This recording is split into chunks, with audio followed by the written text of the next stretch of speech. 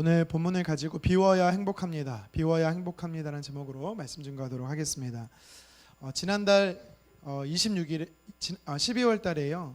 우리가 2박 3일로 교육자 수련회를 다녀왔습니다. 그때 새로 오신 분들도 계셨기 때문에 우리 침묵의 시간을 좀 가졌었습니다. 그래서 레크레이션이라는 거를 했는데요. 유성민 강도사님이 준비하셨습니다. 재밌게 준비를 잘 해주셨는데 그 중에 한 가지가 참 재밌다라고 생각하는 게 있었습니다. 그것이 뭐냐면 부분을 통해서 전체를 맞추는 겁니다. 부분을 보고 전체를 맞추는 거죠. 미세하게 아주 작은 부분을 보고 진짜 그 모습이 뭔지, 그 물체가 뭔지를 맞추는 거죠. 제가 사진 한 장 가지고 왔는데요. 여러분들도 한번 맞춰보시겠습니까? 여러분 이게 뭘까요?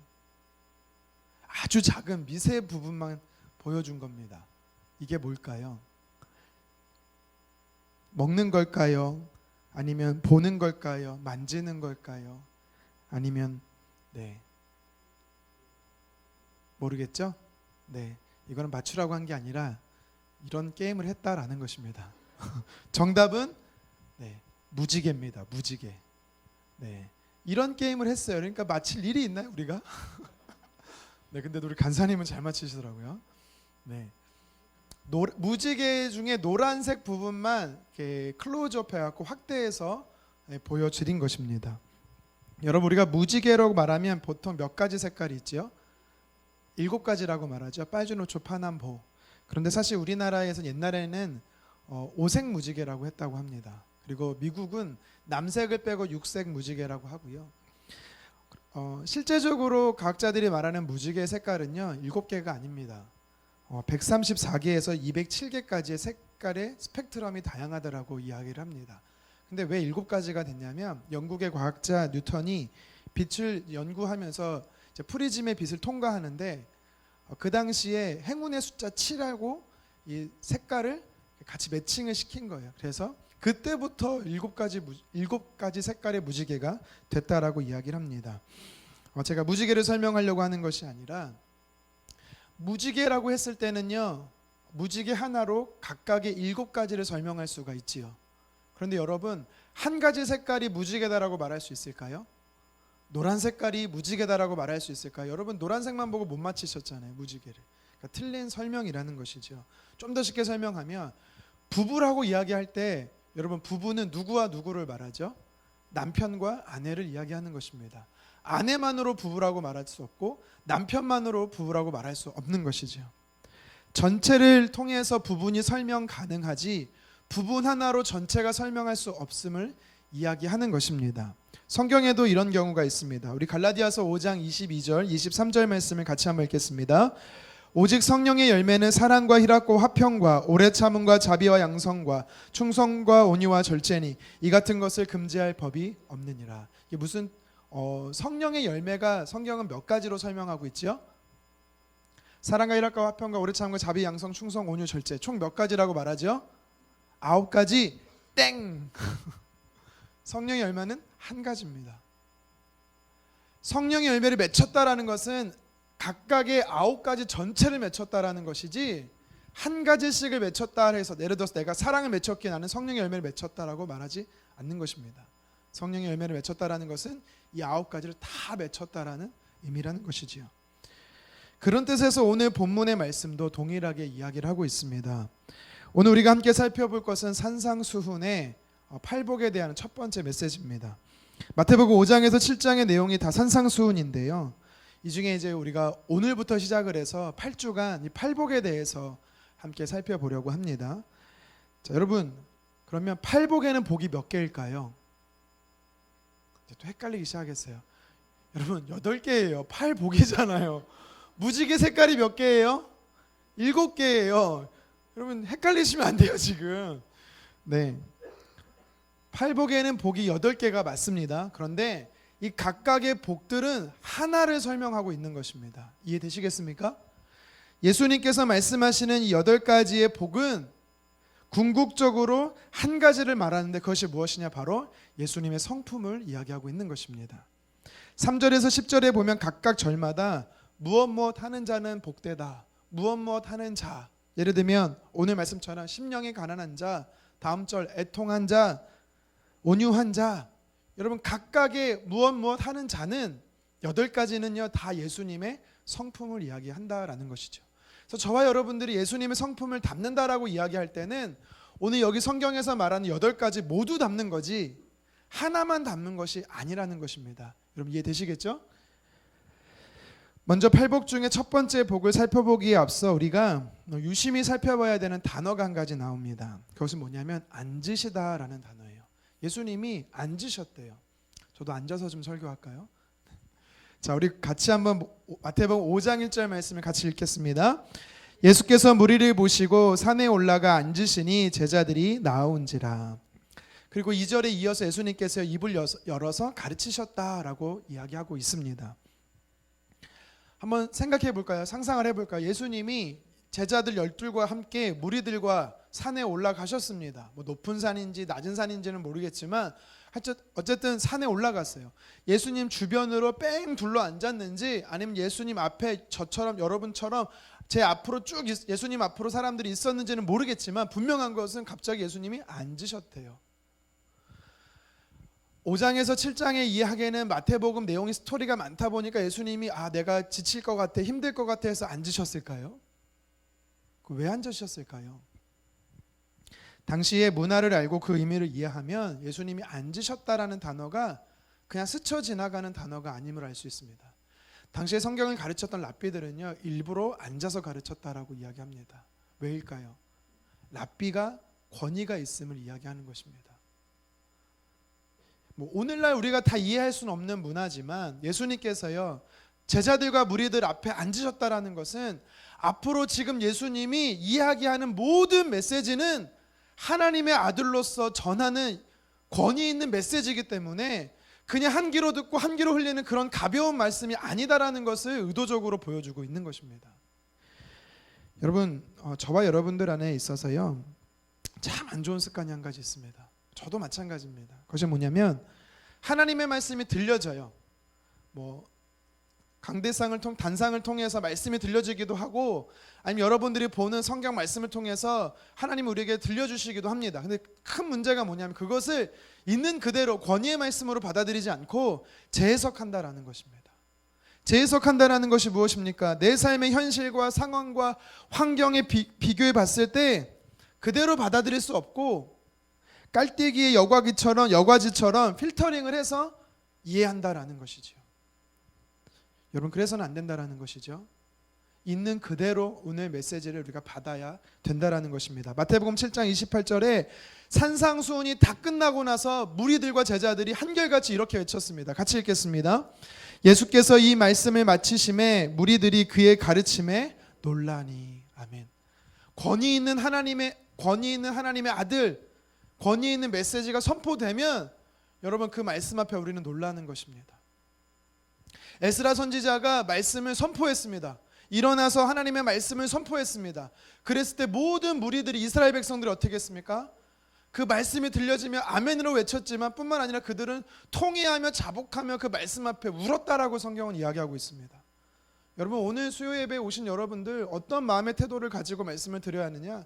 제가 전하는 메시지가 아니라 권위 있는 예수님의 말씀으로 여러분들은 그 마음판에 새겨야 된다라는 것입니다. 앞으로 8주 동안 우리가 전달하는 메시지를 여러분 마음판에 새기셔서 그 말씀이 그대로 나의 말씀이 하나님의 예수님의 말씀이 나의 말씀이 되기를 주님의 이름으로 축원합니다. 자, 그렇다면 예수님을 담는 예수님의 성품, 팔복은 예수님의 성품이라고 얘기했습니다. 우리가 예수님의 성품을 담는 첫 번째가 무엇입니까? 가난한 심령을 소유하라라고 성경은 이야기하고 있지요. 3절 말씀 같이 한번 읽겠습니다. 심령이 가난한 자는 복이 있나니 천국이 그들의 것이며. 아멘. 여러분 팔복 혹시 외우세요? 자, 못 외우시면 오늘부터 8주 연속 나오셔서 한 절씩 네 우리 전사님 이렇게 율동까지 하면서 이렇게 암송을 해야 된다고 말씀하셨죠? 네, 팔복도 암기하셨으면 좋겠습니다. 심령이 가난한 자는 복이 있나니 천국이 그들의 것이미오다라고 이야기를 합니다. 여러분 근데 이 헬라어 원어로 직역하면 이렇게 표현할 수 있습니다. 심령이 가난하면 얼마나 행복한가? 천국이 그들의 것이다. 심령이 가난하면 너무 행복하다. 예수님 이렇게 말하고 있는 것입니다.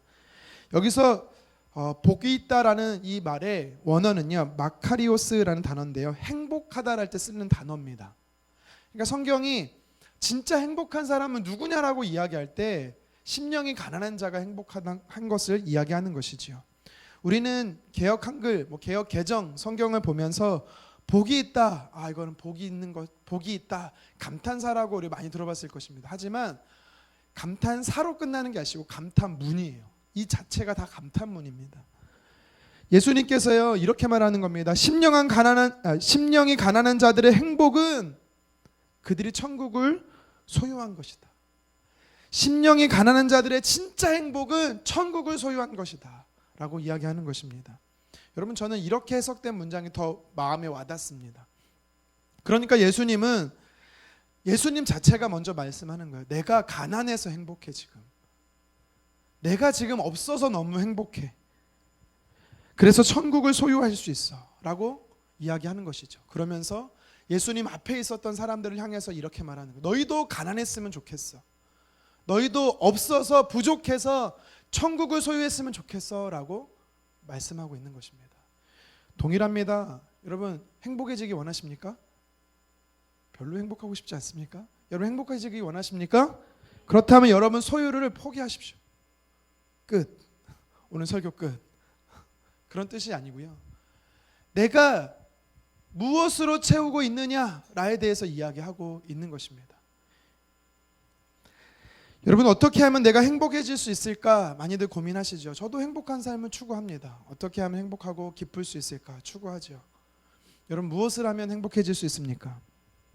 행복을 위해서 더 열심히 일하고 계십니까? 행복을 위해서 더 좋은 직장과 더 열심히 공부하고 계십니까? 아니면 행복을 위해서 또 취미생활을 하고 계십니까? 여러분, 이런 것은 다 우리가 행복이라는 것을 외부적인 것에서부터 찾으려고 하는 것입니다. 그렇지요? 무엇을 할 때, 무엇을 소유할 때, 무엇을 누릴 때 우리가 행복해질 수 있다라고 우리는 생각하는 것입니다. 여러분, 만약 그렇다면 가난한 자보다 부유한 자는 절대적으로 행복해야 됩니다. 못 사는 나라보다 잘 사는 나라의 사람들이 행복 지수가 더 높아야 되는 것이죠. 여러분, 과연 그렇다면 세계의 강국인 미국 사람들이 제일 행복할까요? 2019년 기준으로 행복 지수에 미국은 몇 위일까요? 19위입니다. 19위. 우리나라는요 작년 기준으로 경제 수준이 10위였습니다. 그럼 우리나라 행복 지수는 10위일까요? 우리나라는 몇 위인지 아십니까? 54위입니다. 54위. 일본이 64위인데 우리가 일본보다 앞서서 좀 행복할까요? 우리나라 작년 기준에 우리나라 청년 1000명 중에 743명, 74.3%가 불행하다라고 말합니다. 행복하지 않다라는 거예요. 아시아에서만 보더라도 우리나라는 참 잘 사는 나라입니다.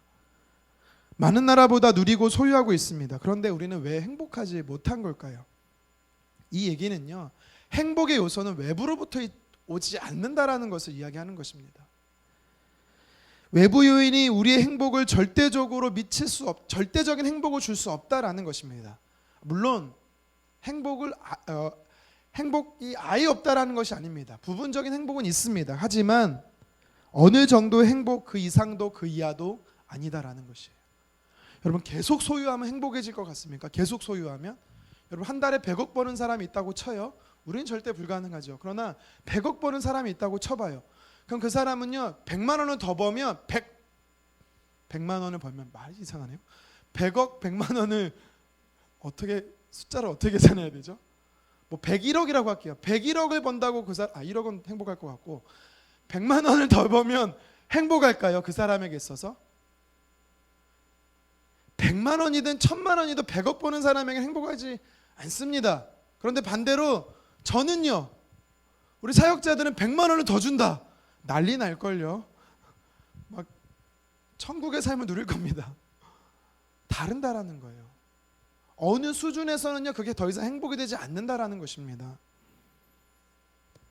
행복은 일시적이고 한시적이지 온전하고 완전하지 못하다라는 거예요. 외부가 주는 행복은. 그래서 전도자는요, 전도서에서 이렇게 이야기하죠. 우리 1장이죠. 전도서 1장이죠. 함께 읽겠습니다. 전도자가 이르되 헛되고 헛되며 헛되고 헛되니 모든 것이 헛되도다. 아멘. 여기서 말하는 전도자가 누굽니까? 다윗의 아들 솔로몬 아닙니까? 솔로몬 하면 모든 것을 누려봤던 사람이에요. 부도 누려봤었고 권력도 누려봤고, 심지어 그는요, 저는 아내가 한 명밖에 없는데 이 사람은 1000명이 넘습니다. 그것도 1000만. 여러분, 이름을 다 외울까요? 대단한 쾌락을, 절정을 누려봤던 사람이 솔로몬 아닐까요? 그런데 솔로몬은 뭐라고 말하고 있습니까? 나 행복하지 않다. 행복하지 않다라는 거예요. 만족이 없다라는 것입니다. 그런데 오늘 예수님께서는요, 너는 행복한 사람이다. 절대적인 행복을 소유한 사람이다라고 이야기를 하고 있습니다. 여러분, 우리가 어떻게 행복할 수 있을까요? 그 이유는요, 행복이 외부로부터 오는 것이 아니라 내 심령, 내 마음에 있기 때문에 행복하다라고 이야기하는 것입니다. 다시 말하면 행복은요, 나로부터 시작하는 겁니다. 여러분 기억하십시오. 예수님이 우리에게 가르쳐주신 절대적인 행복은 우리의 마음, 심령, 나로부터 시작한다라는 것이죠. 여기서 이 마음의 가난에, 오늘은 가난한 심령이라고 말하고 있습니다. 이것은 가난한 마음을 이야기하는 것이죠. 실제적으로 가난하다라고 쓰인 이 단어는요, 영적인 상태에서의 가난함을 이야기하는 게 아닙니다. 진짜로 이 헬라어 단어는 물질의 가난을 이야기합니다. 그러니까 여러분, 예수님께서 너 가난한 사람아 진짜 행복하구나 라고 이야기하는 거예요. 여러분, 죄송한 얘기지만요, 노숙하시는 분들을 향해서요, 너 진짜 행복한 사람이로다 라고 여러분 말씀해 보십시오. 어떻게 될까요? 뺨 맞지 않을까요? 아, 당신 진짜 행복한 사람이에요. 여러분, 오늘 말씀을 묵상해 보면 사실 이게 우리에게 피부적으로 와닿지 않습니다. 나는 없기 때문에 불행하고 소유하지 못했기 때문에 불평하고 힘들고 어려운데 그 삶이 왜 행복이다라고 예수님께서는 말씀하고 있는 것일까요? 심지어 오늘 마태복음에서는 심령이 가난하다, 마음이 가난하다라고 말하지만 동일한 본문의 말씀인 병행구절인 누가복음에 보면 이 마음조차도 없어요. 마음이란 단어조차도 없습니다.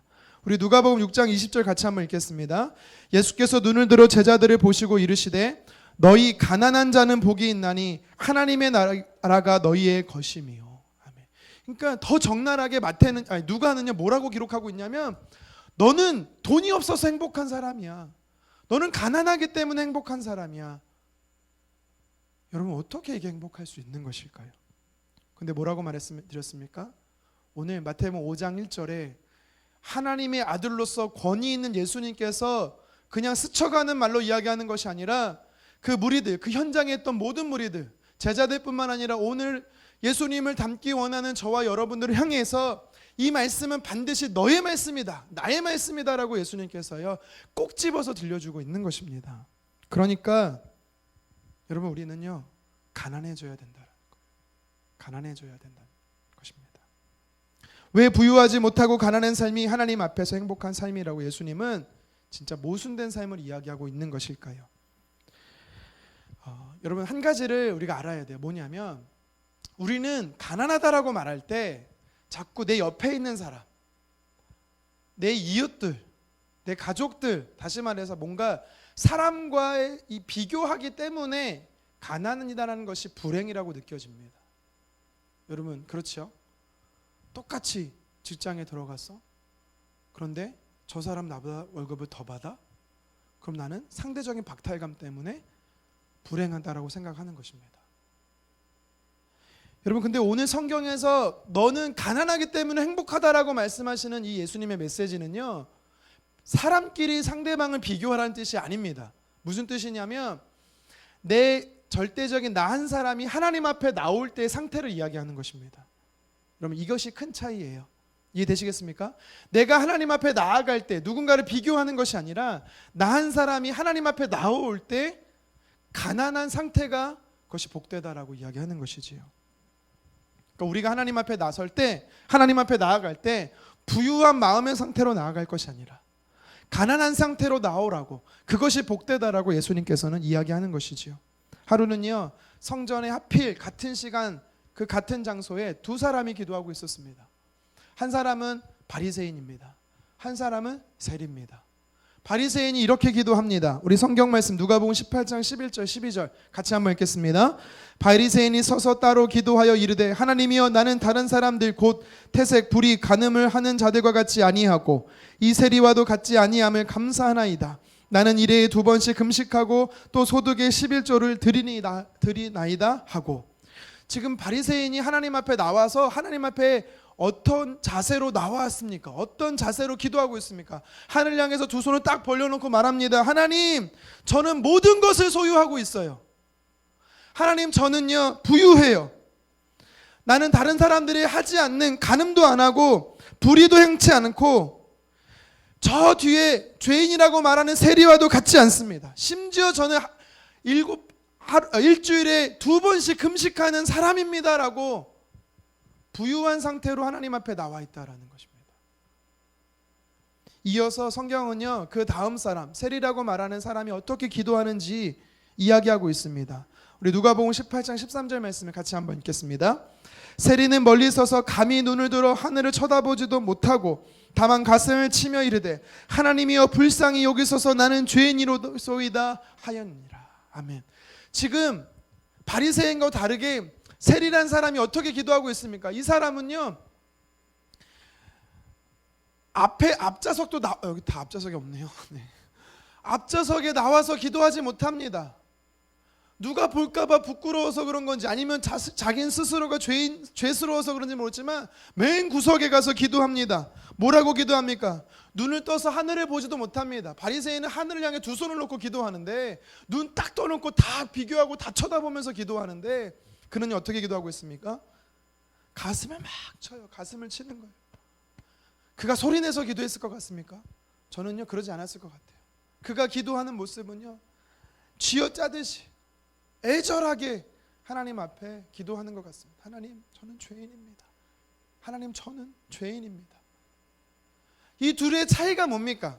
하나님 앞에 나아갔는데 어떤 사람은요 너무 많이 채워져 있어요. 하나님 아니어도 의지할 게 너무 많습니다. 그런데 세리는 어떻습니까? 하나님 앞에 나오는데 그는요 이렇게 고백하지 않습니까? 주님, 저를 불쌍히 여겨 주십시오.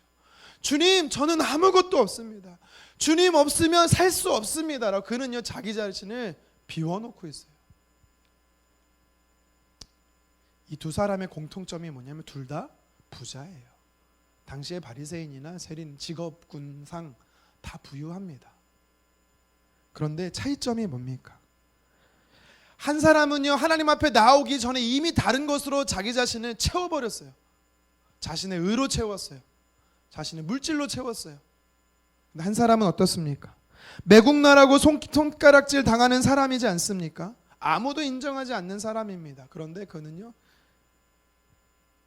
그를 향해서 예수님 뭐라고 말합니까? 그 다음 절인 14절에 보면 두 사람 중에 누가 의인이냐? 의롭다함을 받았냐? 세리다라고 이야기를 합니다. 예수님이 왜 그 사람을 향해서 의롭다라고 말씀할 수 있습니까? 예수님이 보는 관점이 뭐예요? 하나님 앞에 나오는 자가 어떠한 마음의 상태로 나오냐라는 거예요. 그 마음이 부유한지 그 마음이 가난한지 예수님은 그것을 이야기하는 것입니다. 빌립보서 3장 8절에도 보면 내 주 그리스도 예수를 위하여 모든 것을 잃어버리고 배설물로 여긴다. 사도 바울의 고백도 무엇입니까? 남들에게 비교했을 때 부러워할 수 있는 모든 것을 내가 다 배설물로 여긴다. 하나님 앞에 나아갈 때 그것이 나의 만족이 되지 않게 하겠다라고 이야기하는 건 아닙니까? 하나님 앞에 나아갔던 바울이 나 자신을 깔끔하게 깨끗하게 비우겠다라는 것 아닙니까? 여러분, 무언가 마음에 담고 하나님 앞에 나아가는 자세를 일컬어 교만이라고 말합니다. 그것은 교만입니다. 바리새인은 교만한 사람이었습니다. 그러나 우리가 마음으로 의지할 물질조차 아무것도 없는 상태, 그것이 바로 하나님 앞에 우리가 취해야 할 겸손의 태도인 것입니다. 그렇다면 여러분들은 하나님 앞에 나아갈 때 마음을 비우고 나가고 계십니까? 그렇다면 여러분들은 행복한 사람입니다. 내가 하나님 앞에 나올 때 나의 마음을 비운다라면, 다시 말해 다른 것으로 내 마음을 채우지 않는다라면 우리는 행복한 사람입니다. 왜요? 비워졌기 때문에 하나님이 주신 은혜로 채울 것이 많다라는 것입니다. 하나님께서 우리에게 무엇으로 채워주신다라고 약속합니까? 가난한 너는 가난하기 때문에 행복한 사람이로다라고 이야기합니다. 예수님이. 왜요? 천국을 소유할 수 있기 때문에. 천국이, 하나님이 우리에게 주신 천국이 우리 안에 있다라고 예수님께서 말씀하시죠. 물론 여기서 말하는 천국은요, 우리가 죽어서 가는 천국도 됩니다. 하지만 여기서 말씀하시는 천국은 하나님이 통치하시고 다스리시고 임재하는 상태를 이야기하는 것입니다. 그러니까 매일 순간순간 주님과 동행하는 것, 매 순간 주님과 함께하는 것, 임마누엘 하시는 하나님이 바로 천국으로서 우리 안에 임재하는 것이죠. 그래서 누가복음 17장 21절 하반절에 말하면 하나님의 나라는 너희 안에 있다라고 이야기하는 것입니다. 하나님의 나라는 먹는 것에 마시는 것에 있지 않다라고 성경은 이야기하는 것입니다. 그러니까 무엇을 취하고 어떤 혜택을 누리고 그것이 진짜 천국이 아니라 이 땅에서 누리는 진짜의 천국의 삶은 내 삶에 하나님께서 주인 되어 주셔서 내 삶에 하나님께서 임재하여 주셔서 내 삶을 통치하시고 다스리시고 이끄시고 인도하는 것, 그것이 진짜 천국의 삶을 누린다라고 말씀하는 것입니다. 여러분, 예수님께서 산에서 가르치실 때 대부분의 무리들은요, 어떤 사람들이었을까요? 돈이 많은 사람들이었을까요? 아니면 집권자들, 권력의 정점에 있었던 사람들일까요? 그렇지 않습니다. 대부분의 사람들은요, 소외되고 가난하고 어렵고 힘든 사람들이었습니다.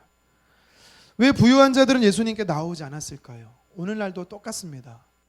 여러분, 대기업의 총수들 중에 교회 다니는 사람 10대 기업 중에 한 사람이 있습니다. 한 사람. SK그룹 회장인데 그분도 사실 딱히 제가 볼 때 아내가 둘이죠. 그래서 딱히 진짜 성경책 이렇게 든다라고 이렇게 얘기는 들었어요. 근데 없어요. 대기업 총수 중에 예수님 믿는 사람 없어요. 왜 그럴까요? 뭐 대기업까지 가지 않더라도 부유한 사람 치고 예수님 잘 믿는 사람 많이 못 봤습니다. 물론 제가 부유하다는 게 믿음이 없다라는 것을 이야기하는 게 절대 아닙니다. 예수님도 동일하게 마태복음 19장 24절에서 말씀하시죠. 함께 읽겠습니다. 다시 너에게 말하노니 낙타가 바늘귀로 들어가는 것이 부자가 하나님 나라에 들어가는 것보다 쉬우니라. 아멘. 여러분, 바늘귀가 눈을 막 돋보기 쓰고 막 눈을 찡그려도 잘 보이지 않는 게 바늘귀지 않습니까? 저도 요새 눈이 침침해서요, 이게 침 묻혀도 잘 안 들어가요, 바늘귀에 실이. 그런데 그 거대한 동물 낙타가 어떻게 바늘귀에 들어가겠습니까? 불가능하다라는 거예요. 근데 예수님이 뭐라고 말씀하십니까? 물질이 많아서 가진 게 너무 많은 자는 하늘나라에 갈 수 없다라는 겁니다. 여러분, 그래서 여러분 복된 분들이에요. 하늘나라에 갈 수 있으시니까요. 가난해서 우린 복된 거예요. 이게 예수님 오늘 가르치는 메시지예요. 산에 모였던 사람들이 대부분 가난한 자들이었습니다. 그래서 그들은요, 하나님 앞에 나올 때 뭔가를 채울 수가 없었던 거예요. 채울 수가 없었기 때문에 세리처럼 기도한 것입니다. 주님 필요합니다. 주님 없이는 살아갈 수 없습니다. 주님, 저는 죄인입니다. 주님 도와주십시오. 의지할 사람도 없고 의지할 대상도 없기 때문에 하나님이 내 삶의 주인 되어 주셔서 내 삶을 다스리시고 통치해 주십시오라고 고백할 수 있었던 사람들이 바로 그 산상수훈의 예수님의 가르침 앞에 나왔던 무리들인 것이죠. 그래서 그들을 향해서 예수님 말씀하시는 겁니다. 정말 복되다. 너희는 정말 복되다. 여러분, 진짜 행복한 삶은 무엇입니까? 내가 소유하지 못했기 때문에, 내가 뭔가를 가지지 못했기 때문에, 내가 가난하고 부족하기 때문에 하나님 앞에 더 매달릴 수 있는 것, 그런 사람이 진짜 행복하다라는 거예요. 내가 불편하고 내가 없어서 그것 때문에 더 하나님 앞에 나와서 눈물 흘리고 더 애절히 기도하고 더 하나님 붙잡는 그 모습이 진짜 행복하다라고 예수님이 말씀하는 거예요. 이것은 뭐냐? 예수님 자체가 그러셨다라는 겁니다. 내 삶의 결핍으로 인해 하나님을 찾게 되는 것, 그것이 진짜 행복인 줄 믿으시기를 바랍니다. 반대로 내가 소유하고 있어서 하나님을 찾고 있지 못한다라면 그거는요, 불행이고 저주지 행복이 아니다라는 것입니다. 우리는 하나님께서 내 삶에 찾아오시고 주인 되시고 다스리시도록 우리의 마음을 늘 비워야 되는 것입니다. 물리적으로 가난한 자가 되라라고 꼭 그것만을 이야기하는 것이 아닙니다. 세리도 그랬고 바리새인도 부유했어요. 부유한 자도요, 가난한 마음을 소유할 수가 있는 것입니다. 물질이나 돈은 그 자체로 선도 아니고 악도 아니지요. 도리어 성경은요, 물질을 많이 받는 것을 신명기에서 보면 복이다라고도 이야기를 합니다. 그런데 중요한 것은 하나님이 내 삶의 주인 되는 것이 아니라 하나님을 찾지 않고 반대로 물질을 찾고 그 물질 내 삶의 주인 되는 것, 그것이 죄가 되는 것입니다. 물질로 인해서 하나님께 나아가는 걸림돌이 된다면, 내 마음에 가난한 마음이 사라지고 있다면, 그러면 점점점 우리의 삶은 불행해지는 것이지요. 그래서 우리는 하나님 앞에 나아가는데 장애가 되는 부를 쌓아놨는데, 그 부가, 물질이 더 하나님을, 나를 비우고 간절히 하나님을 찾는 데 있어서 문제가 된다라면 여러분, 그것은요, 없애버려야 되는 게 맞아요. 교회에 다 헌금하세요 그런 의미가 아니고, 네, 그것을 하나님 나라를 위해 아예 쓰십시오. 가난한 자를 돕든지, 여러분, 차라리 그 물질이 없는 게 우리에게는 복된 것입니다. 성경은 그렇게 얘기합니다. 내가 소유하고 있는 것 때문에 하나님께 나아가지 못한다면 그것을 우리는 다 비워야 되는 것입니다. 그것이 오늘 성경은 물질이라고 이야기를 해요. 근데 물질뿐만 아니라 사람일 수도 있습니다. 어떤 환경이고 대상일 수도 있습니다. 오늘 성경은 우리에게 도전합니다.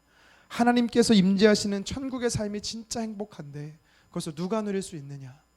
하나님께 내 모든 것을 비우는 자. 없어서 불행해서 하나님 나의 삶을 한탄하고 내 삶은 왜 이 모양 이 꼴입니까? 라고 불평하는 자가, 불평이 아니라, 그것이 불행이 아니라 도리어 그것 때문에, 결핍 때문에 없어서 하나님을 더 찾고 의지하는 것, 그 자체가 행복이다라는 것입니다. 여러분, 어떤 문제가 잘 풀리지 않았습니까? 내가 잘 안 됩니까? 어렵습니까? 힘듭니까? 가난합니까? 건강이 없습니까? 건강이 약합니까? 여러분, 그것 때문에 우리가 하나님을 더 간절하게 찾고 더 간절히 주님이 필요합니다라고 고백할 수 있다면 그 자체가 행복이래요. 왜요? 그 삶은 하나님이 다스리시고 통치할 수 있기 때문이라고 말합니다. 우리 말씀을 기억하며 함께 찬양하기 원합니다.